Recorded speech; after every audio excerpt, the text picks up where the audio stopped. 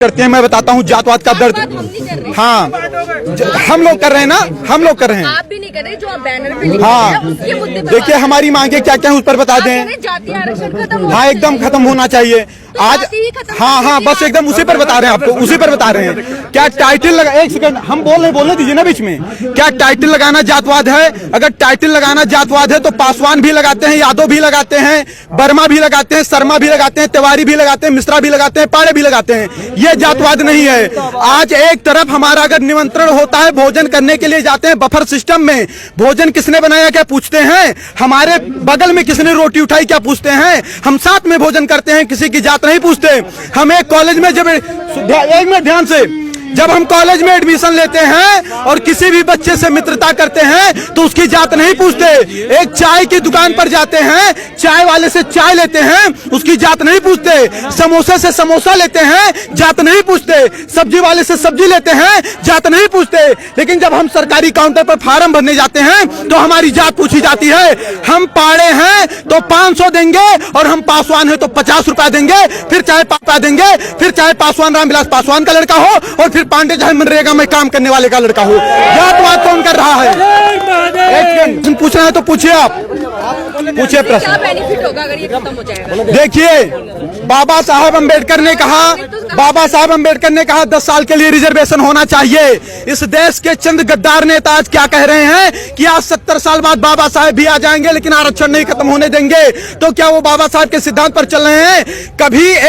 कभी पाड़े तिवारी मिश्रा ठाकुर साहब अग्रवाल बनिया को नहीं देखा होगा कि वह दलित समाज को जात के आधार पर गाली दे। आप मुझे बताइए, भारत समानता का अधिकार देता है सबको, फिर भी वो जात के आधार पर पंडित जी बभनवा ठकुरवा कह करके 500 गाली दे, उनके खिलाफ कोई कानून नहीं है। उनकी बकरी हमारे खेत में चली जाए हमको डांट दे, जात सूचक शब्द के तहत जेल में हमको डलवा देंगे। ये हमारे साथ अन्याय है या न्याय है? अन्याय हमारे साथ कौन कर रहा है? आज कानून बनाए जाते हैं कि किसी दलित लड़की का आप गलत दृष्टि से पीछा करते हैं, किसी दलित लड़की का आप गलत दृष्टि से पीछा करते हैं तो आपके ऊपर कम से कम 1 लाख रुपए जुर्माना लगेगा, आपके ऊपर हर्जन एक्ट भी लगेगा। लड़की सामने जा रही है, हमें क्या पता कि वो दलित है कि सवर्ण है। दूसरी बात, अगर कोई सवर्ण लड़की का गलत दृष्टि से पीछा करता तो उसके खिलाफ ऐसा कानून क्यों नहीं होना चाहिए? ये भेदभाव हो रहा है कि नहीं हो रहा है? आज मैं स्वयं 8वीं क्लास में पढ़ता था, मैं 1.5 साल का था, तभी हमारे पिताजी खत्म हो गए थे। 300 रुपया फीस जमा करना था, गुरुजी ने कहा बेटा नहीं जमा करोगे नाम काट देंगे। हमें फीस जमा करना था। हमारी माताजी कर्जा रुपया लेकर के आई, जबकि हमारे मित्र राजेश आर्य थे जो कि 80 से आते थे, उनके पिताजी 500 रुपया दिए, उनका 200 पड़ा, हमारा 300 पड़ा। गुरुजी से मैंने कहा कि गुरुजी कर्जा मैं लेकर के आया हूँ, ब्याज पर मुझे रुपया देना पड़ेगा, 300 मुझसे क्यों लिया गया? उन्होंने बताया कि आप जनरल वर्ग से हो। मुझे पता नहीं था कि जनरल वर्ग क्या होता है। अब सोचिए आप, जातवाद की बीज कहां से पैदा हुई? हम उस आर्य के साथ बैठते थे, भोजन करते थे, खाना खाते थे, साथ में पढ़ने जाते थे।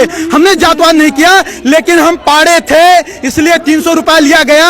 हम ब्याज पर लेकर आए थे, भुखमरी के कगार पर थे, ये हमसे नहीं पूछा गया। जात के आधार पर तो शोषण हमारा हो रहा है 70 साल। आप बताइए, एक छोटी सी बात बताइएगा, भारत का संविधान कहता है, वहां देख के बोलो ना, भारत का संविधान कहता है कि अगर किसी का बाप 302 करेगा तो उसकी सजा उसके बाप को मिलेगी, बेटे को नहीं मिलेगी। सही कह रहा हूं गलत कह रहा हूं? अगर मैं किसी का मर्डर करता हूं तो उसकी सजा मेरे भाई को मिलेगी या मुझे मिलेगी?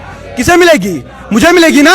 तो सोचिए 1947 के पहले जो शोषण हुआ, ना शोषण करने वाले जिंदा हैं और जिनका शोषण हुआ ना वो जिंदा हैं। फिर उसका बदला 1999, 92 और 95 में पैदा होने वाले बच्चे से क्यों लिया जा रहा है?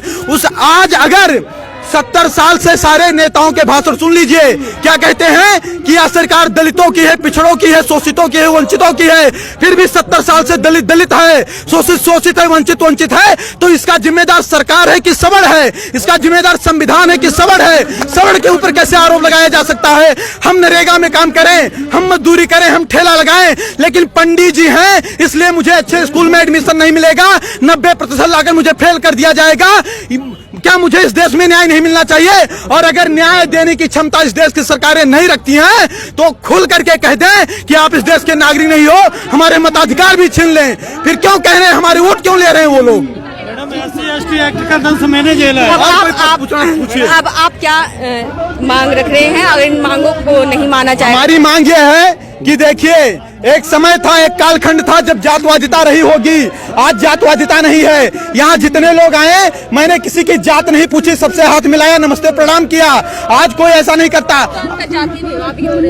अंतरजातीय विवाह, आपको पता होगा कि भारत का संविधान कहता है कि 18 साल की लड़की हो जाएगी तो स्वेच्छा से शादी करने के लिए वह निर्णय ले सकती है कि नहीं है? तो अब शादी अंतरजातीय करना है कि जातीय करना है, वो लड़कियों के ऊपर निर्भर है। बाप उस पर दबाव नहीं बना सकता है, उस पर आप हम पर भी प्रेशर नहीं बना सकती हैं। और आपको बता दूं, अगर अंतरजातीय शादी करने से जातवाद खत्म होता तो अम्बेडकर की वाइफ भी ब्राह्मण थी, वो क्यों नहीं ब्राह्मण हो गए अम्बेडकर जी? वो दलित के दलित क्यों रह गए? रामविलास पासवान ब्राह्मण क्यों नहीं हो गए? वो दलित के दलित क्यों हैं? ये चंद लोग मलाई काट रहे हैं। आज गांव का गरीब दलित गोबर और मिट्टी में पड़ा है और दलित का मुद्दा उठाने वाले लोग मर्सिडीज से चल रहे हैं। उसके बाद उनका शोषण वो करते हैं। 22.5% दलितों का रिजर्वेशन, क्या उसमें कोई सवर जा सकता है? नहीं जा सकता। उसका लाभ कौन ले रहा है? दलित ही तो ले रहा है। अगर कहीं पर आरक्षित सीट आती है तो वहां चुनाव कौन लड़ेगा? दलित ही तो लड़ेगा, सवर तो लड़ नहीं पाएगा। फिर उनका अधिकार कौन खा रहा है? 56,000 करोड़ अनुसूचित जात के लिए और 39,000 करोड़ अनुसूचित जनजात के लिए ये जात के आधार पर बजट है। अगर जात के आधार पर ये बजट आए तो उन्हीं के जात के लोग खाए कि हम लोग खा लिए। फिर आरोप हमारे ऊपर कैसे लगाया जा रहा है कि हम उनका शोषण कर रहे हैं? ठीक है, और कोई बात हो तो बताइए।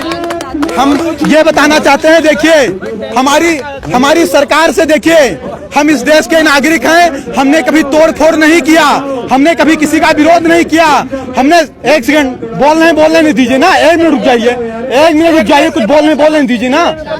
हमने कभी सरकार के खिलाफ आवाज नहीं उठाई, हमने कभी तोड़ फोड़ नहीं किया, हमने बस नहीं चलाए, हमने ट्रेन नहीं फूकी। हमारी मांग हमेशा शांति से रही है। बाप दादा देश के लिए और धर्म के लिए लड़ते लड़ते मर गए, उनके बच्चे आज सिस्टम से लड़ करके मर रहे हैं। 2 लाख ब्राह्मणों के जनेऊ तोड़वा दिए गए, गर्दनें कटवा दी गई। 12-12 साल के राजपूत बच्चे, उनकी माएं तिलक लगा करके युद्ध क्षेत्र में भेज देती थी, तब हमारा धर्म बचा। हम देश और धर्म के लिए लड़ते लड़ते मर गए, हमारे बाप दादा मर गए, आज हम सिस्टम से लड़कर मर रहे हैं। क्या इसीलिए लड़कर मरे थे? हमारी मांग है कि राष्ट्रीय स्वर्ण आयोग का गठन हो। सभी में गरीबी होती है, जात के आधार पर आरक्षण न होकर आर्थिक आधार पर दीजिए और SC/ST एक्ट में जांच की व्यवस्था हो। क्योंकि अगर हमें अधिकार नहीं है जात सूचक शब्द के तहत किसी दलित को गाली देने की, तो किसी दलित को भी अधिकार नहीं होना चाहिए कि जात सूचक शब्द के तहत हमें गाली दें। बार बार कहते हैं 5000 वर्ष से शोषण किए हो, तुम यूरेशिया से आए हो, यूरेशिया चले जाओ। क्या इनके बाप का देश है? अगर इनके बाप का देश है तो मंगल पांडे जब गोली चला रहे थे तब कहाँ चले गए थे लोग? कहाँ चले गए थे लोग? सपोर्ट कर दिया, आना नहीं पड़ता यहाँ। और कोई बात होगी तो बताइएगा, हम अपने मुद्दे पर तटस्थ हैं और अगर कहीं किसी को समस्या होगी तुरंत बताइए। तो आपने देखा यहाँ पर जो है आरक्षण जो है जातिगत आरक्षण नहीं होना चाहिए, यहाँ पे मांग की जा रही है। नई दिल्ली के जंतर मंतर पर तमाम लोग आकर के यही कह रहे हैं कि जातिगत आरक्षण नहीं होना चाहिए और SC/ST एक्ट जो लगाया गया है, जो बनाया गया है, इसमें सुधार होना चाहिए। क्यों है कि इन सब चीज़ों को जो है सरकार इस पे सुनवाई करे, इस पे संज्ञान ले, जो ये मांग रहे हैं। और जेठेरी जी जो है रामलीला मैदान में उनका आमरण अनशन चलता रहेगा। जो इनकी मांगे हैं वह पूरी होनी चाहिए। इन्हीं मांगों पे